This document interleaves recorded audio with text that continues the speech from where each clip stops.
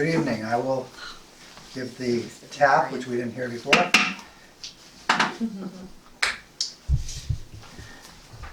Good evening.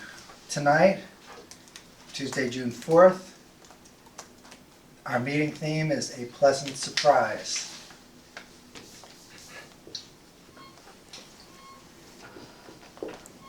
When you run into someone in New York, it is usually a pleasant surprise. When you run into someone in LA, you usually had a car accident. Famous quote by Susan Sarandon. So tonight I'll be introducing our role players. First, our timer is Peter. Could you please explain your role, Peter?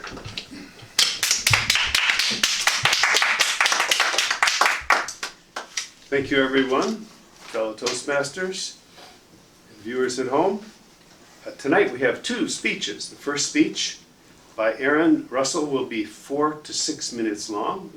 The green light will come on at the 4-minute mark, the yellow light at the 5-minute mark, and the red light at the 6-minute mark, at which time Aaron will have an extra 30 seconds to finish up his speech if he's still talking by that point.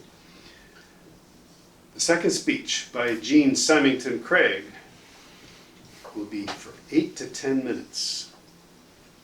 And so, again, the green at 8 and the red at 10. Table topic speeches are for 1 to 2 minutes, with the green at 1 and the yellow at 1.30 and the red at 2 minutes. And we will have speech evaluators, and at the end of the meeting, I will present a report.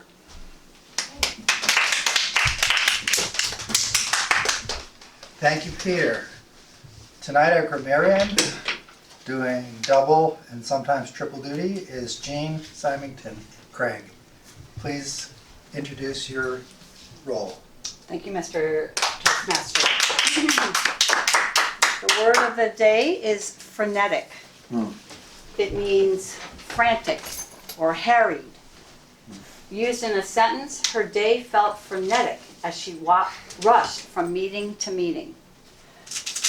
How many can relate to that?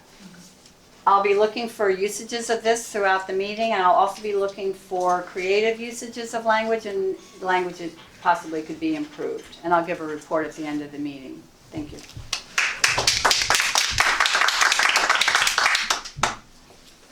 Thank you, Jean. Appropriate as the beginning of our meeting has been a little frenetic. Our next role player is the odd counter. D, are you the odd counter? I am the odd counter. D, please explain your role. Thank you.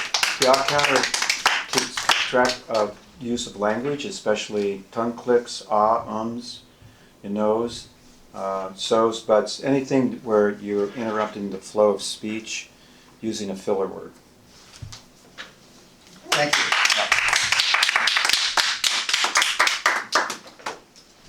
Our other role players tonight are General Evaluator, who will evaluate the evaluators and the meeting, will be Carmen Anticona, and the other role later on will be Peter with a joke. Do you have a joke for later? I do. Great. Thank you, Peter, and thank you, Carmen. Next, I'll be introducing the prepared speeches. Our evaluator for Aaron Russell will be Dan Craig. Dan, could you please come up to read the objectives? Sorry. Mr. Toastmaster, fellow Toastmasters, viewers at home, after some frenetic looking around, we found everything that we need. The purpose of an icebreaker is stated easily in one sentence, and here it is. The purpose of this project is for the member to introduce himself or herself to the club and learn the basic structure of a public speech. So I'm glad we actually found that, rather than try to ad-lib it. And let me... It's not a touch screen. Oh. There you go. I'm glad I had an engineer to help me. Extra credit on speech. The right-hand side of the intro is cut Oh, off. I'm sorry. That's okay. This is riveting video. Riveting. All right, are you ready? Yeah. Aaron will be performing his icebreaker speech for his Persuasive Influence speech, his Persuasive Influence project. Aaron is a paint engineer with John Deere who is passionate about public speaking, music, and learning new skills. And there's something else off to the right. Oh, I'm sorry. No. Despite this, Aaron will be sharing with us a time in his life when he didn't know about his passions and how he finally came to be aware of them. Please join me in welcoming our Toastmaster Veda Royale, who's going to introduce Aaron Russell. Thank you, Nick.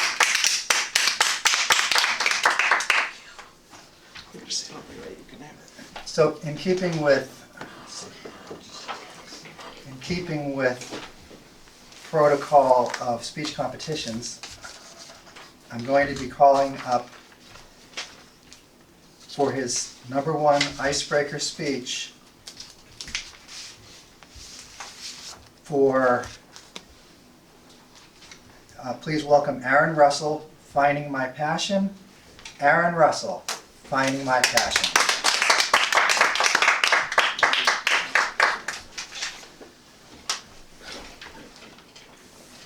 The other day I came across this quote which says that if you can't find your purpose in life, find your passions, because your passions will lead you to your purpose.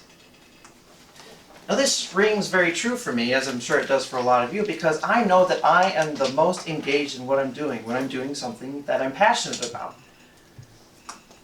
However, tonight I'll share with you a point in my life when I didn't really know what it was like to pursue something that I was passionate about, and the impact that this really had on my self-esteem and well-being. And then I'll also be sharing with you how I truly came to understand what it was that I was passionate about and the impact that this had on my life. So growing up, I was always taught that I should play sports because I'm a boy and that's boys play sports. But there was one problem in this regard, and that's that frankly, I wasn't very good at playing sports or very interested in them.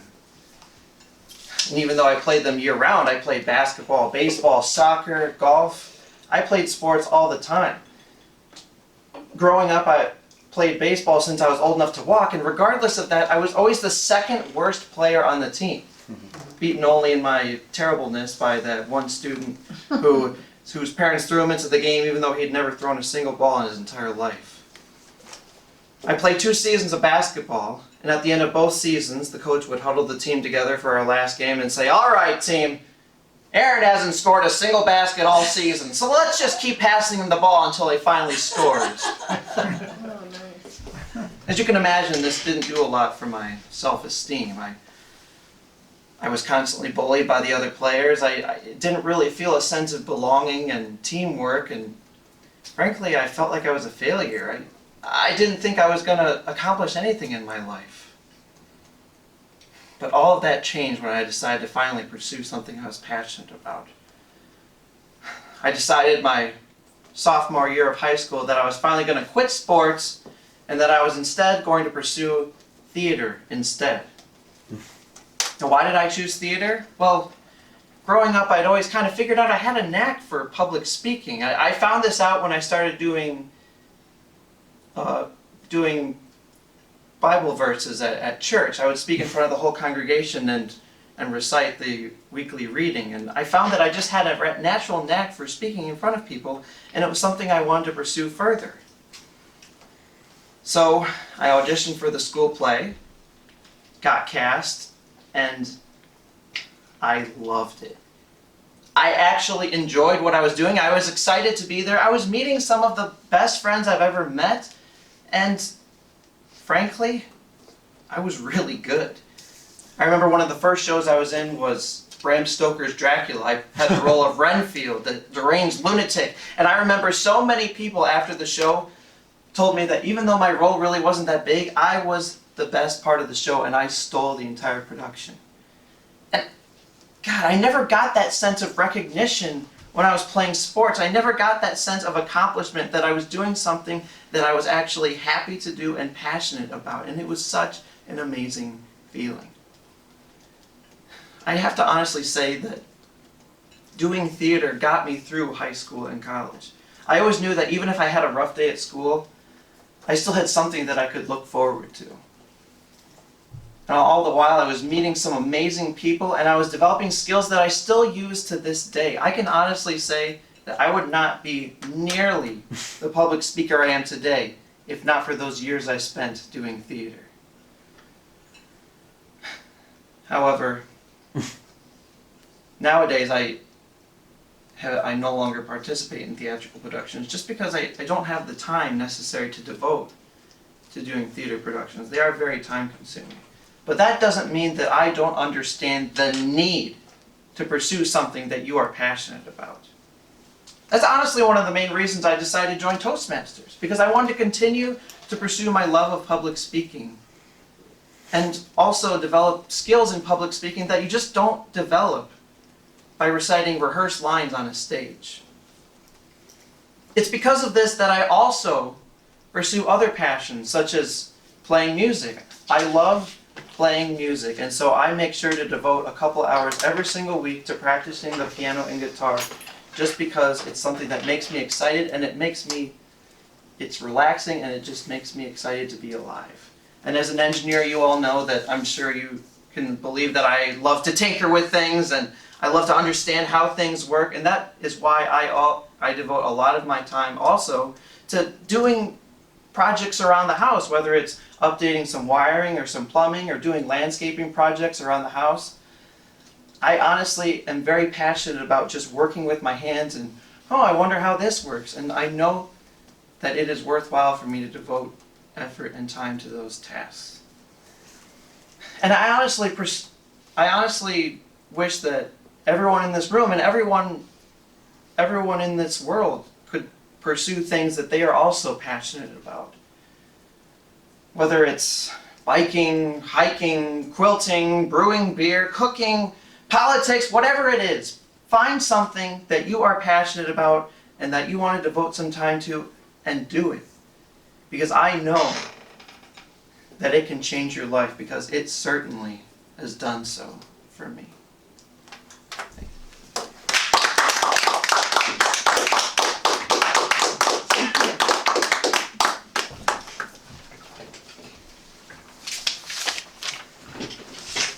So please take 2 minutes to evaluate Aaron's speech.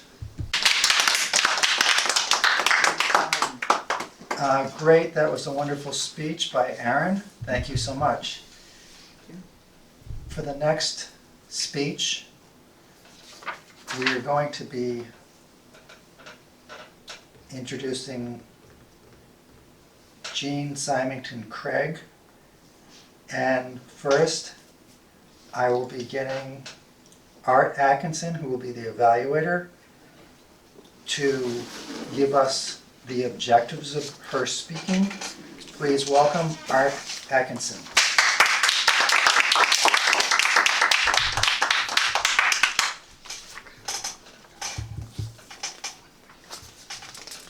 Good evening, Toastmasters. Jean will be doing Competent Communicator number 10, Inspire Your Audience. This is an 8 to 10 minute speech in which her objective is to motivate, inspire her audience to a higher level of being, believing, achieving, to really uplift her audience. She's to use appeals to our actual needs, to emotion, using stories, anecdotes, logic, all of the tools that are embraced in Competent Communicators projects number 1 through 9. It's an 8 to 10 minute speech.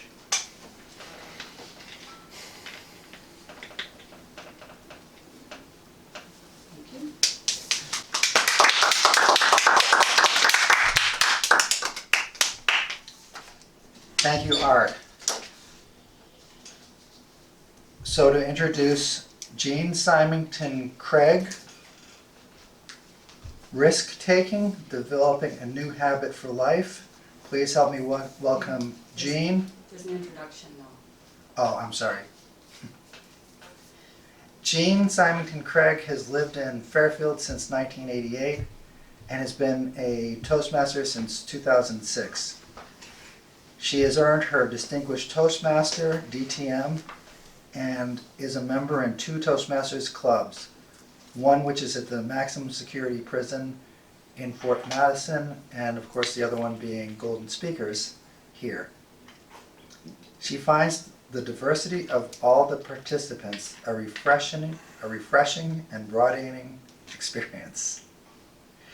So please welcome Jean Symington Craig.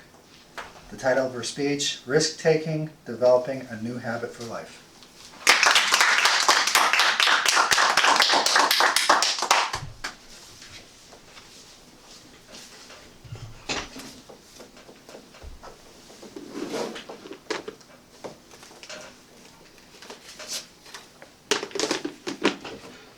Thank you, Mr. Toastmaster, fellow Toastmasters, and viewers at home. Tonight I want to talk to you about risk-taking, the fears that keep us from doing it, and the benefits that come from taking risks. As Nobel Prize winner André Gide has stated, man does not discover new oceans unless he has the courage to lose sight of the shore. End quote. When we join Toastmasters, we are making the decision to have changes, not just in leadership and communication. We implicitly decide that we are going to put ourselves in a program that involves taking risks. We're also going to learn how to handle how to control and handle the fears and anxieties that come with risk-taking.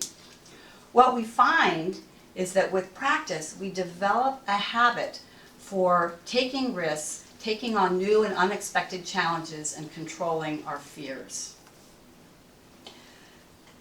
What is fear? From my perspective, fear involves contraction.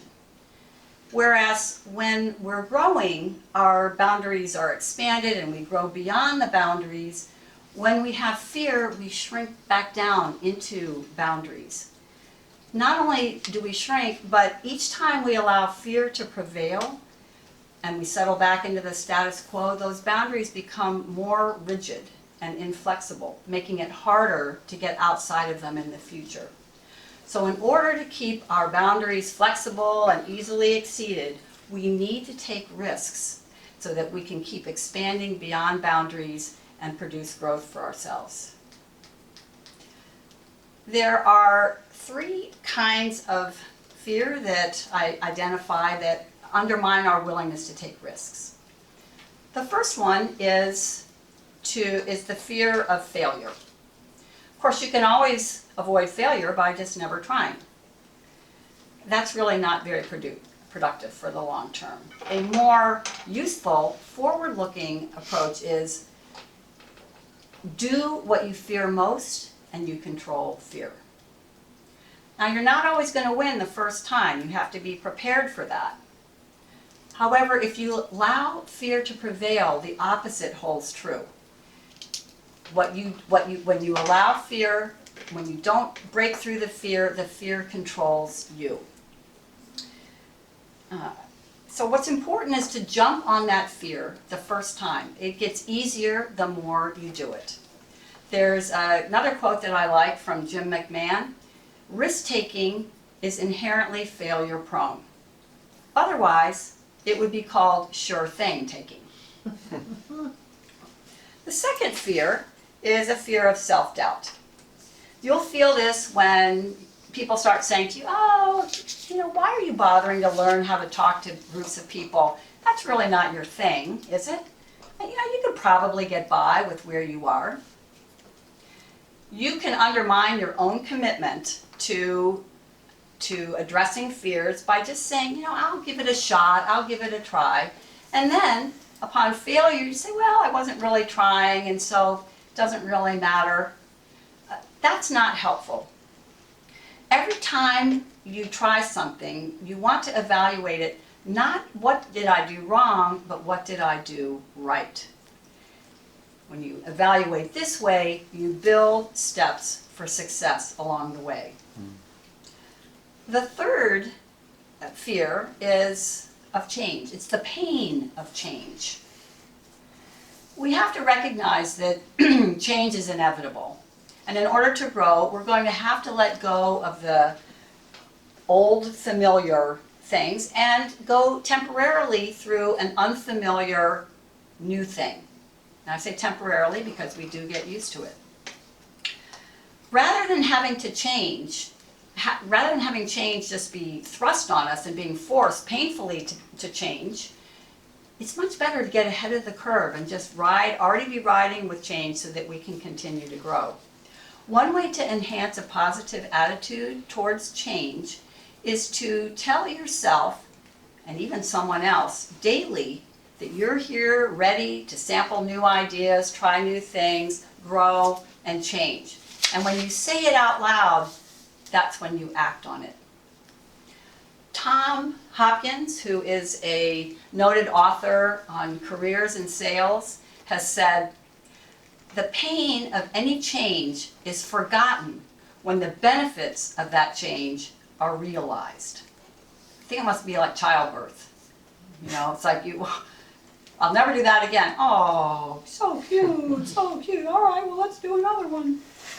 Okay.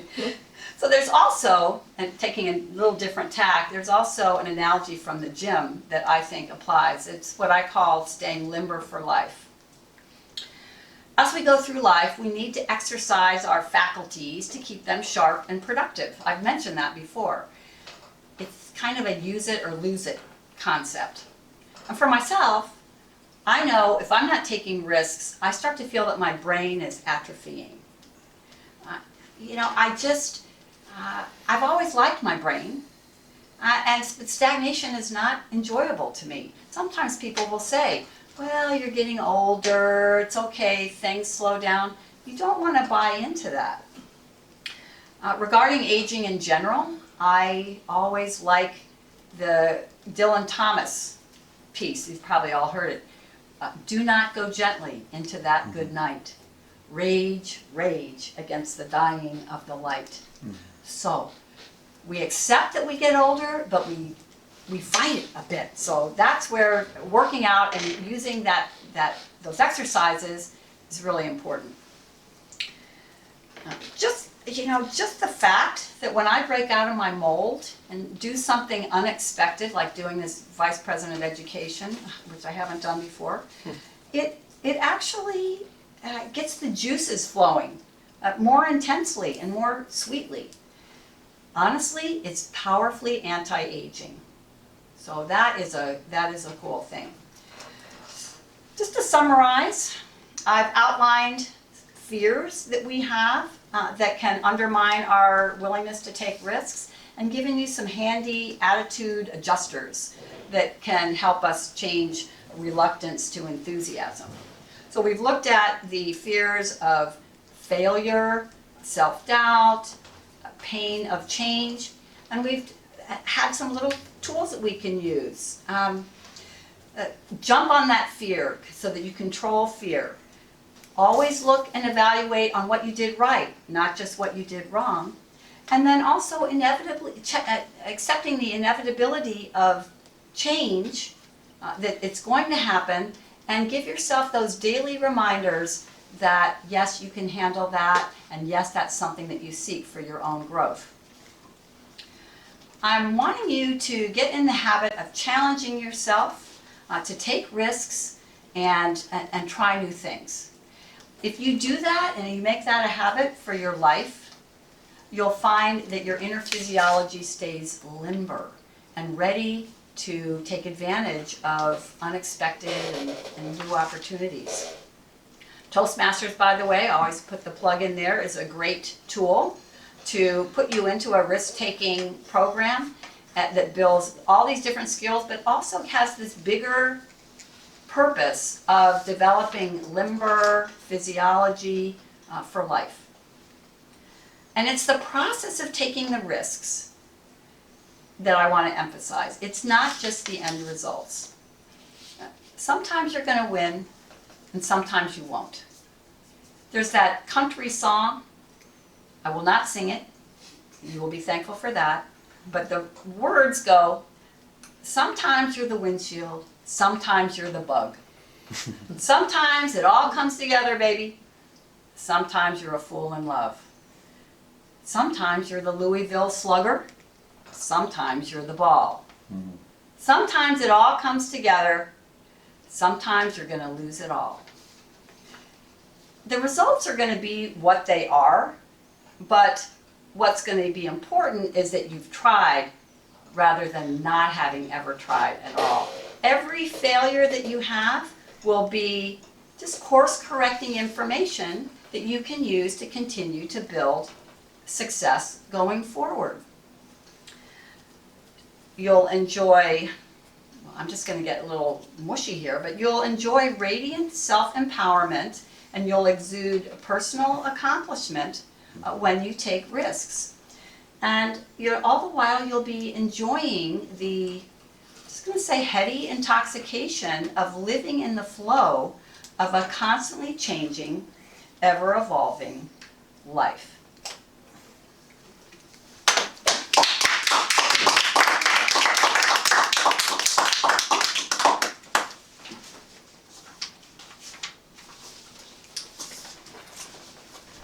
So timer, please give us 2 minutes and a blinking red light at the end of that to finish our evaluations for June.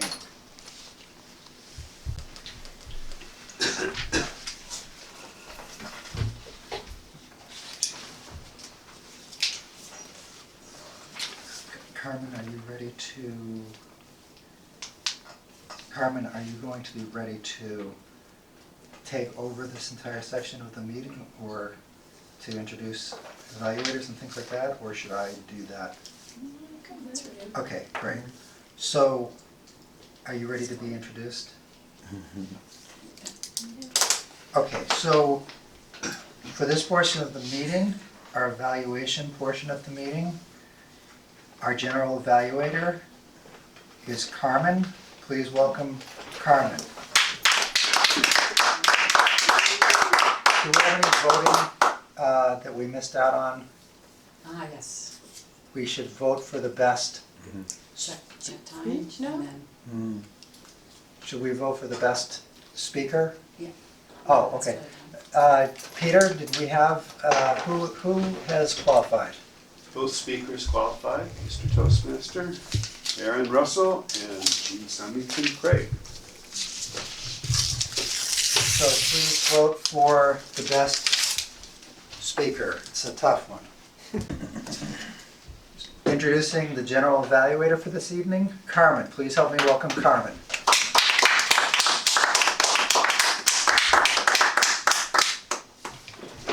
Good evening, fellow Toastmasters. I'm just going to introduce the evaluator for the first speech, who is Dan Craig. Welcome, Dan Craig.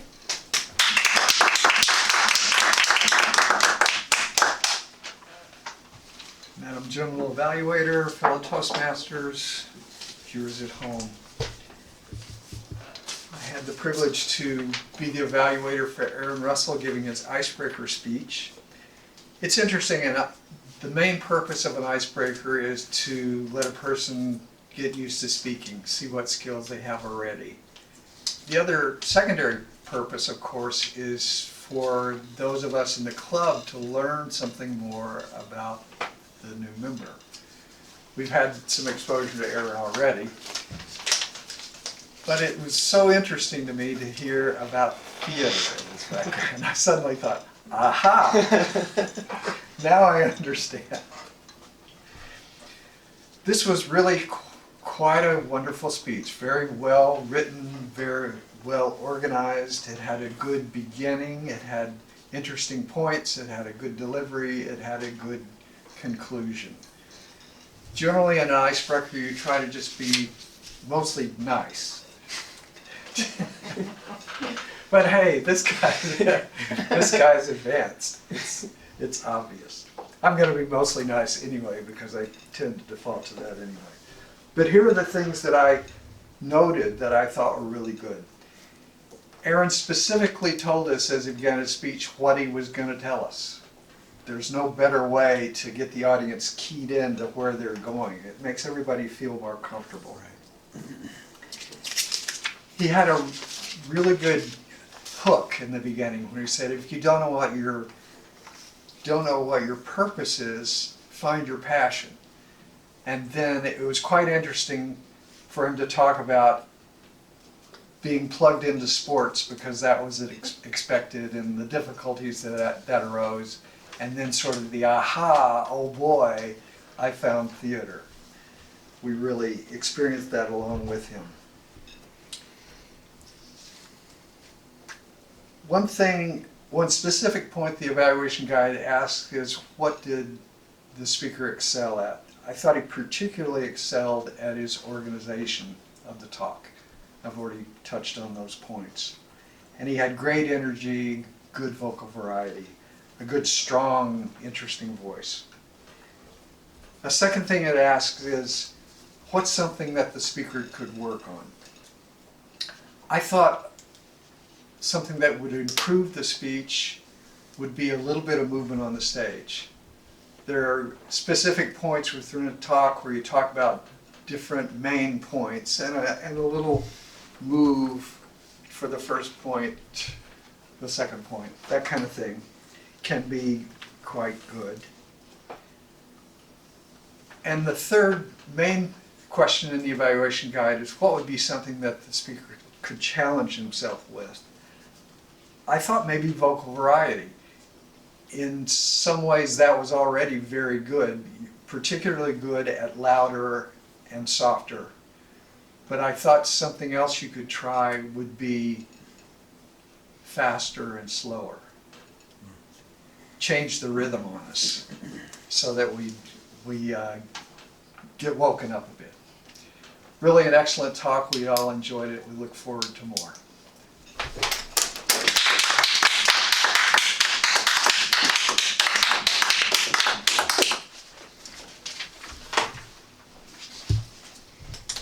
I will introduce the other evaluator, who is Atkinson. Atkinson.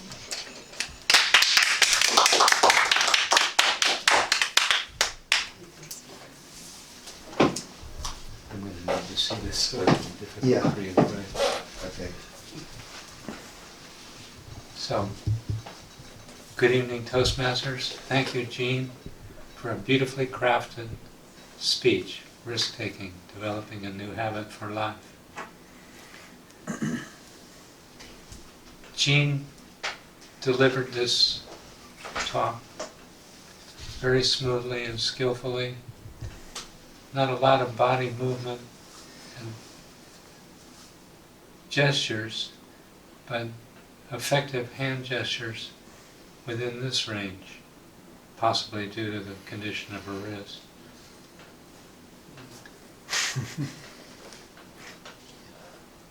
She was highly analytical.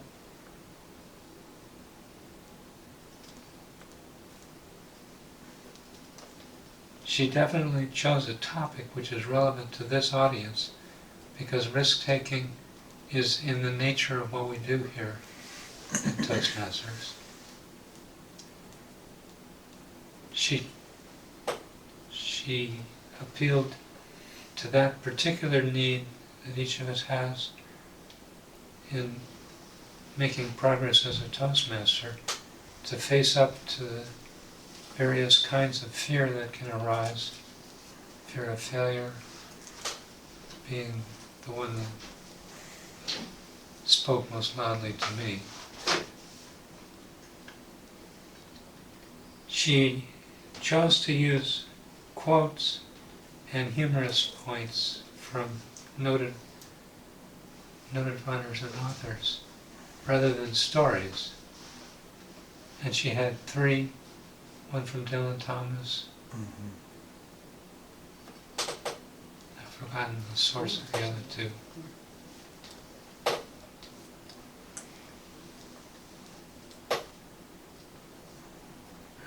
Her words conveyed strong, vivid mental images. What I particularly liked about this speech was the clear, logical organization of it. But that, for an inspirational speech, is both a plus and a minus. If there was anything that she could have done differently to make the speech better, it could have started right from the beginning with suggesting a situation to each of us that would bring up fear. The one that I thought of as an example that could have worked well would have been every one of us who's an adult has been through the situation of seeing a girl as a teenager, seeing a girl that you're very attracted to if you're a man. If you're a 17-year-old boy or a 14-year-old boy, and summoning the courage to actually talk to her, maybe invite her to have ice cream. How many boys in the room can remember the fear that they went through the first time they spoke to someone of the opposite gender because they were attracted to them? How many can relate to that? She could have used that example Outside my... No. to immediately appeal to the emotions of at least half the room. And if it was constructed properly, she could have probably figured out how to engage it the other way with the girls attracted to a boy and the fear that those potential conversations would generate. Actually engaging our emotions that way, I think, would have changed the speech from being a very cool, logical analysis of the value of risk-taking into one that would have gripped each of us more fully, because presumably each of us at this point has managed to successfully build relationships with the opposite gender. Those are my observations. Thank you very much for a great speech.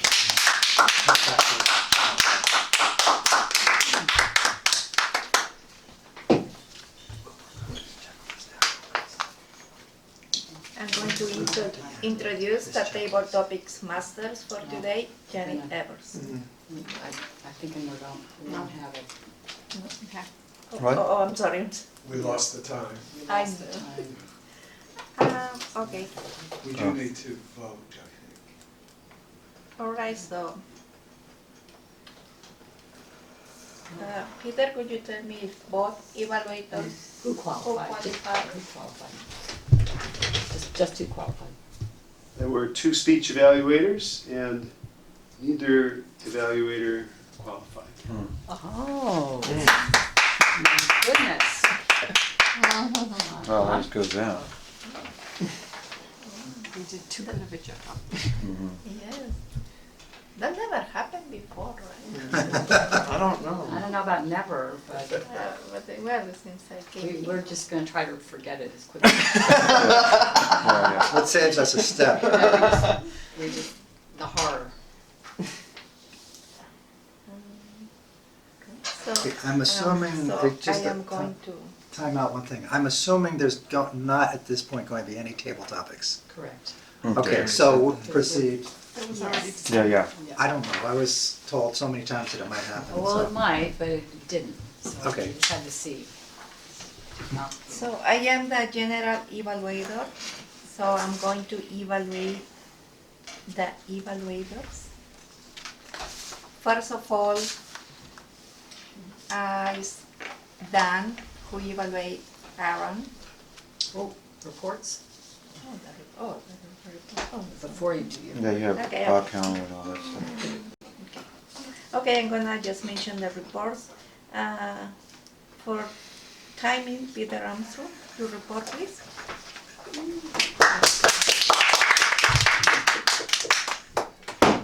Tonight, for our speakers, Aaron Russell on a 4 to 6 minute speech, 6 minutes and 4 seconds. And Jean Symington Craig with an 8 to 10 minute speech, 10 minutes and 11 seconds. Both speakers qualified because they get 30 seconds after the red light goes on. The speech evaluators, Dan Craig, 3:37 and a 3-minute speech, and Art Atkinson, 4 minutes, 30 seconds. Thank you.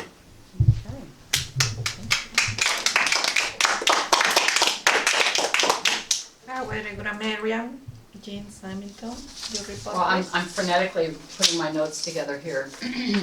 You could go on through that counter. Okay. No, I was using the word. That's- Oh, okay. Oh, that's the joke sound. That's She's it. using the That's word. it. That was a joke. Okay. For the word for the day was frenetic, and we had 2 people use it, and I had Veda use it. No, and Dan used it too, and then I used it, just now used the adverb form. And actually, I was working the camera and I was doing, sweating bullets about my speech and all, so I didn't hear anything really that grabbed me from grammarian standpoint, usages of language. So I'm just gonna say, no, I didn't, nothing quite rang my bell, but that's all right. That's my report. Thank you. Your report, D for accountant.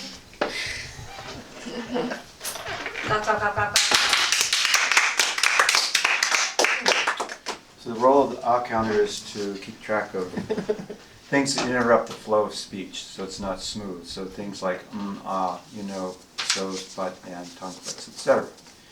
So Aaron was really great. He had 2 so's, 2 buts, and 1 and Jean was almost perfect. She had 1 and. That's my report.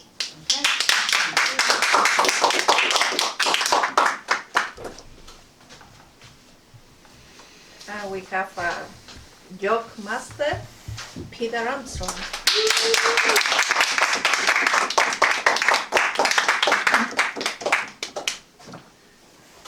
Thank you, Madam General Evaluator. All right, we have a few jokes here. Why should you keep away from dermatologists? Skinheads.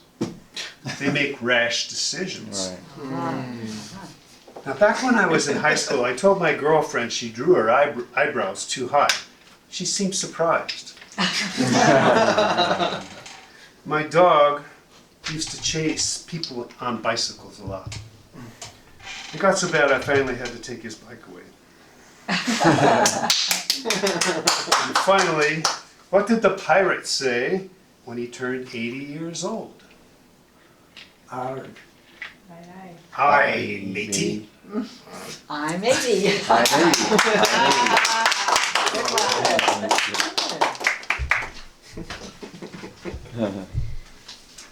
Thank you, Peter. As a general evaluator, I'm going to evaluate the evaluators. For today, Dan has been the evaluator for Aaron. And Dan, I think you are a really great speaker and you have so many years here. So you know how to make these evaluations.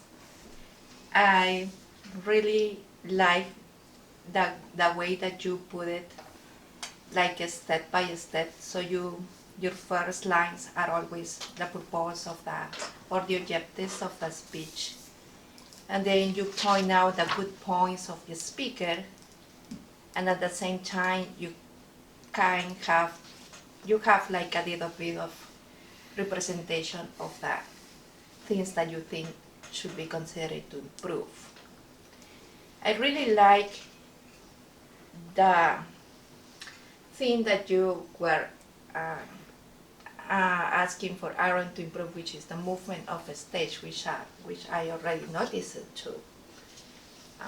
But at the same time, you were just moving a little bit here and a little bit here. But for me, when you want to really address that point, you should move a little bit more, right? So it's kind of obvious that it's not the same angle. And I think that was a good point. Also, you need to be careful with your timing because you are really good and you are giving such a good speech, and then for timing you are not even enough. We cannot put your name on the ballot, so Yeah. it's something that you need to improve. But it was a really good job. Our second evaluator was Art. I really like when you make good points and the strengths for the for the speech, and also you are very funny when you do it. So even though you just grab the main essence, it's really funny to hear you. But at the same time, you have to speak a little bit louder. A little bit of more vocal variety, so your speech is not like plain, but sometimes it's okay, this is one main objective, and then that's the other one, so we are kind of hearing that kind of variety and different tone in your speaking. Be careful with the timing because you were so enthusiastic about the attraction for the girls and the teenagers that you forgot and lose time. The girls. And the girls that you just lose time. I'm sorry, but I couldn't put your name on my ballot too. But great evaluations. That's it for tonight. Thank you.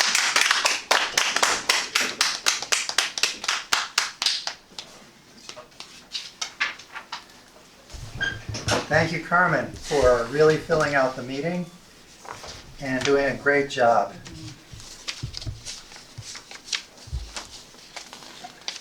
My main job right now will be to give the meeting award for tonight.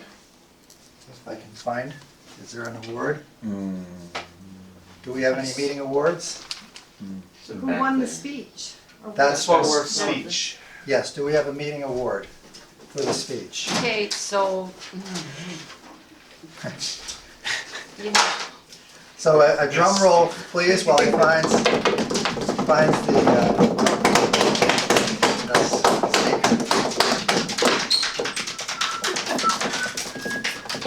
The vote is here.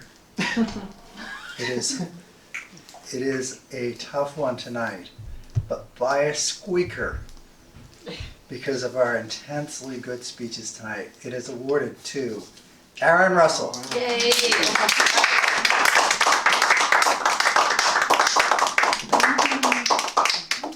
Thank you, Aaron. And for those of you who know, there's a risk in risk-taking that Jean has taught us about, and it's to make sure we connect well with Aaron's hand so we don't get it Did it happen to you? Did it happen to you? once or twice during the evening, yes. Connect well and then squeeze. That's the, I still don't quite get what he does. well, he got my fingers and it was pretty intense. We both winced. So with that, I will hand the control of the meeting back to our president, Oh, Jean. okay, You're welcome to it. okay, yes, here, this is good. Yes, connect fully and then, Yeah, and then shake. and then no It's matter not how hard you hard. squeeze, it's a It's little not bit. hard, no, Yes. yeah, that And was then- good, that was, Break their That's good. bones, That right? was Isn't that good. how it works? I think Aaron does a combination, land that sucker, and then he kinda like does and pull it back, and your hand goes, and then you just kinda go, oh. It's its sheer power It's, from being on the factory floor. It's that squeezing No, action. yeah. These guys he has to work with on the Well, factory. he said he likes to use, work with his hands, and I say like, okay, so his hands have gotten worked over the years. Thank you, Jean, for coming on as president. Yeah. All right, well, I think we've had a really good meeting. I really appreciate that we have Aaron doing getting the computer. That's something with the pathways that you can do. You can be an evaluator and evaluate from directly into the computer. So he now has, did you do that, Dan? Okay, so there's two options. One is whoever is evaluating can actually enter, and we're not all sitting here bringing our computers, so that's okay. But if you're the evaluator, you can enter the evaluation material that you want directly online, and then it gets into Aaron's profile, and he's got it right there. And so as a millennial, we're looking forward to having you help us with this, because we haven't done that yet. So I have a question. Sure. So for in the future, let's say that Dan was doing my evaluation again, would I email Dan ahead of time and tell him this is the speech I'm doing and here's the form you need to follow, or what is the protocol? Yeah, Dan, you nodding, you want to answer that? I think that's exactly right. Okay. It would be best if the speaker connects with his evaluator and sends him the project, or just clarifies what the project is, because we should all be able to go online. Well, not We gotta look at necessarily, because You gotta look at this ahead of time. you don't have access to hire, you don't necessarily have access to hire, to other paths, to other paths and or to even higher levels of your own path till you've done a certain amount, like they don't make that Right. available. So it's a good question. I want to get Lisa Purcell's here one more time, and these there any would way- be some great questions to ask her about, but my understanding is that that's our protocol, is that you find the evaluation that fits your project wherever, and we know there's that, when you get into pathways, there's that box on the right that What I says did speech today. evaluations. You can just go in there, they're all alphabetical, and you can pull out your speech evaluation and download it, email it to your evaluator, and then, since like right now, we're still a little bit, we're still definitely in the paper mode, it's your job as the speaker to bring the evaluation printed or confirm with your evaluator that they want to do it online for you. And I don't actually, there's a question I have as to whether, like if Dan did want to enter it online, if he has to, if he has to use your computer because you're logged into your path, or whether he can do it from his computer, from his path, but do it for you. I mean, I'm not quite, it seems like odd that he'd have to Often use your computer. computers get confused and they just keep reverting back to your own accounts. So, I don't know, we'd have to try that out. So, I'm just, yeah. We need to test Well, just a brief point about that. In general, there is a role for either the secretary and or some other officers, and it could be more than one person, to take on sort of a pathways oversight role, now that pathways is, and I did see that as a role for the secretary and anybody else who's technically capable to have more command of what the answers are. So It's the secretary, the VPE, and the president yes, are the ones that can upload. so stuff. these people have to get more answers, and I believe that the procedure is if someone has a paper copy, I believe it can be uploaded into his Yeah. pathway, Yeah. and maybe he can do that himself. And that's another way, that's the way to deal with the paper track, Yeah, because I've done that, and it's pathways in your own little path. Part of your profile, there's a place where you can store documents, so, you get I gotta do that with the ones I had, you just use your phone or whatever you do, you scan it, and then you can upload it, in there. So that's, Right. But there's also a I way to think- do it that's I think that would direct. generally be the easiest unless everybody brings their own computers, and I guess we'd get to Yeah. that point eventually. Yep. Yep. So the protocol right now is you send your evaluation to your evaluator, you print it, you bring it for your evaluator, because they're doing you the favor of evaluating you, unless you make other arrangements with your evaluator. Okay, How that's do we know your that? job. You communicate. Right. I mean, Either you bring a paper or you No, You go just- to easy. Yeah, the you- computer. You log into you go to Easy Speak, you accept your roles. okay.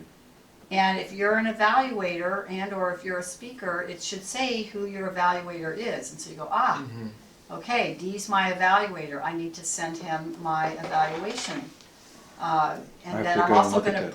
also I email it to you, so, because the idea is you have a little chance to look at it ahead of time. And then I also bring it for you in a paper copy, like that. Yeah, she did that for me. It was nice. You Right. have to show me. I guess, Dee, if there's a question too that you have a problem, you could ask me, since Yeah, I'm not, I'm kind of in the oversight role as the Yeah. secretary after June. for some reason I have a problem getting into Easy Speak. I don't know what the deal is. Right, well, you've worked with it with Peter. Well, yeah, before, but now there's some problem I'm having. So. I had a problem too and Peter helped me fix Okay, it. yeah, okay. So, because I know you've logged in, you've I have gotten logged in in and before. he has, right? He Same has thing. Well, at accepted any time, roles. if you don't know your password, you No, you can reset should your be password. able to reset the You can password. reset it, so I'll look at it again. Okay.